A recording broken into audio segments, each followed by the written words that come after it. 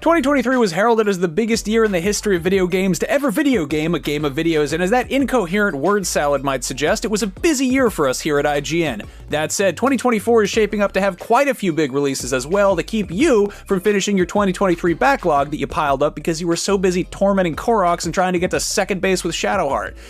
Anyway, here are some of 2024's biggest upcoming games. Check it out!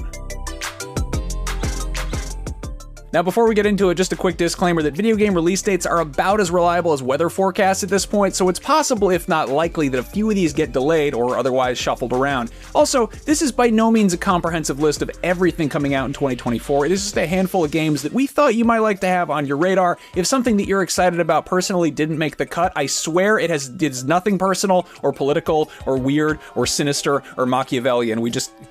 We can only talk about so many games before our video editor dies of exhaustion. Oh my god, I almost died! No. I almost died, that was so scary, thank you. It's okay, it's alright, it's alright. If you want a more thorough roundup, every month we put up a new video detailing that month's upcoming releases, so keep an eye out for that every month, around the time rent's due, maybe. That January one is already up, so go watch that once you're done with this. If you're sitting around checking your enchanted hourglass, waiting on that Prince of Persia Sands of Time remake, good news, Ubisoft whipped up a nice 2.5D Prince of Persia Metroidvania to hold you over. Prince of Persia: The Lost Crown goes back to the series' side-scrolling platformer roots, but with some modern twists. That's out for basically everything January 18th.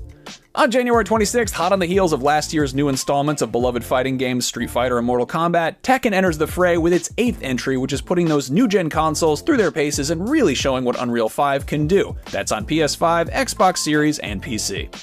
That same day on new gen and PC as well as last gen is Like a Dragon Infinite Wealth. That's a really expensive way of saying Yakuza 8, though the series has officially rebranded to its Japanese name, kinda like how Dragon Quest was Dragon Warrior in the West for decades, and then they finally made the switch to Dragon Quest worldwide. Anyway, notable Dragon Quest player Ichiban Kasuga returns for another wacky hero's journey, and this time he's teaming up with semi-pro pocket circuit racer and UFO catcher enthusiast Kazuma Kiryu, who you may recognize from like the last 9 Yakuza games. Or maybe not, he has a new haircut. Who knows? He's so mysterious. As you probably heard by now, the Arkham architects over at Rocksteady are ditching the Dark Knight and trying their hand at a co-op looter shooter starring Task Force X, better known as the Suicide Squad. The squad's mission? Kill the Justice League. The name of this game? The Suicide Squad Kills the Justice League. You probably could have put that one together. The release date? February 2nd for new gen and PC. That same day, if you missed Persona 3 when it was on PS2, and then on PSP, and then later playable on PS Vita, well, first of all, shame on you, but second of all, good news because it's been fully rebuilt as a new modern console RPG, and it's coming to everything but Switch, which is sad because the Switch is the closest thing we have anymore to a PSP or a Vita. Who knows, maybe they'll port it. The original Helldivers was a tough-as-nails top-down co-op twin-stick shooter about zapping aliens on other planets, and the sequel takes the core gameplay loop but reinvents it from a third-person perspective, adding quite a bit of scale and complexity to the missions and wearing its Starship Troopers influences even more proudly on its sleeve. Would you like to know more? Well, it hits PS5 and PC on February 8th, so there you go.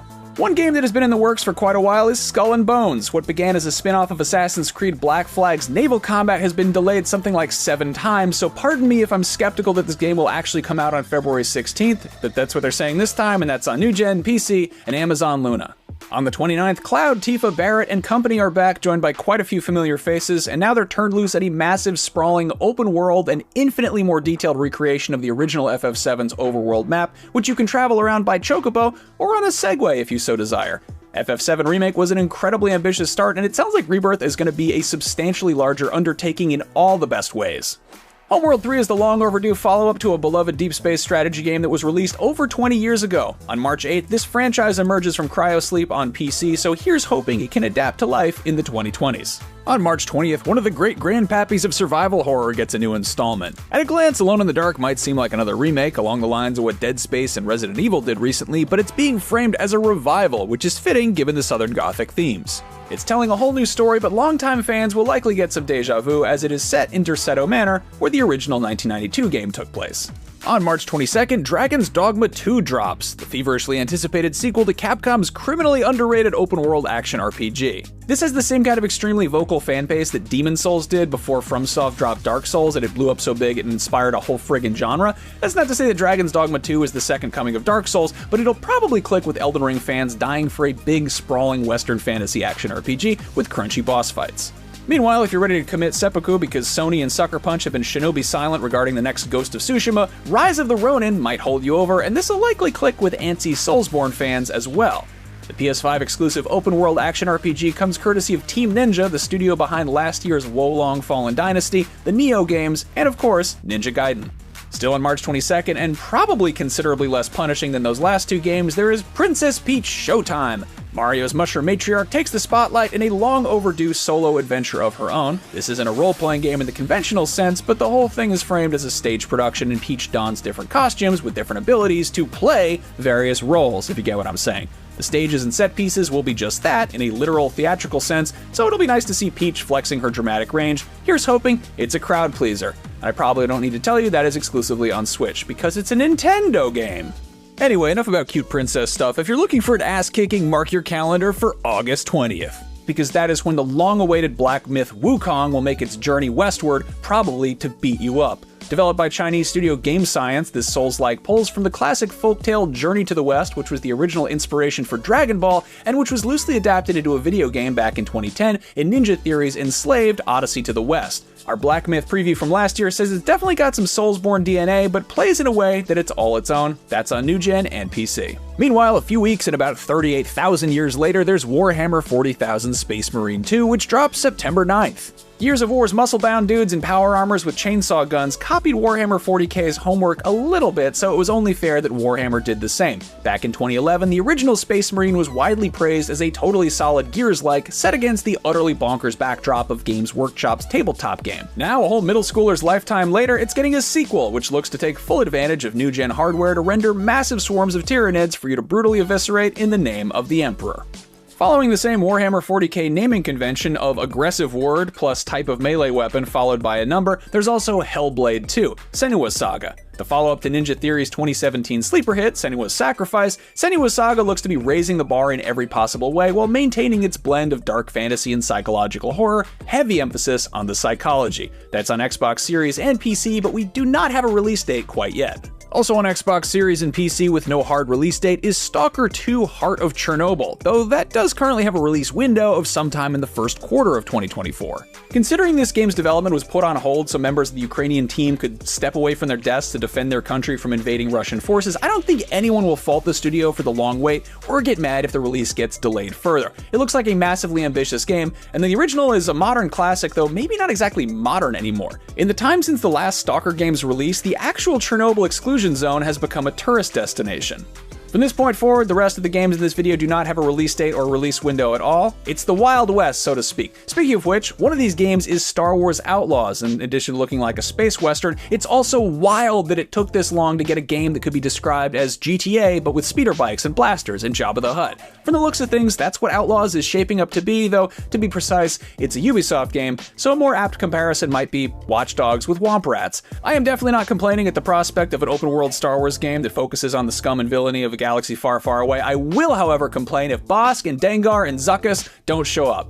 Boba Fett's fine, we get enough of him, and Forlom I could take it or leave it. IG-88, he's alright, but I really want Bossk and Dengar and Zuckuss in there. Put those weird dudes in this game, please. Supergiant Games has been chugging along for over a decade, regularly putting out colorful, deceptively complex games that have consistently pleased critics and fans alike, and Hades was met with such a unanimously positive reception that you really can't blame them for making a second installment, which is supposed to arrive sometime this year. For any Persona fans rolling their eyes at the casual newcomers flocking to Persona 3 Reload, phew, I have just the thing which you probably already know about, Metaphor ReFantazio, a cool sounding name for a brand new RPG in a brand new universe from a ton of the people behind the Shin Megami Tensei / Persona series. If you want a JRPG that doesn't go quite as hard in the paint or the fonts, there's always Paper Mario: The Thousand Year Door, which remakes the beloved GameCube RPG for Switch, and which should be a nice follow-up to the Super Mario RPG remake that we got way back in 2023. Vampire the Masquerade Bloodlines 2 is yet another long-awaited sequel that became even more long-awaited after the decision was made to go back to square one in the hands of a new developer, but the good news is that developer is the Chinese Room, the studio behind the Amnesia games and Dear Esther, so this vampire game might be kinda spooky.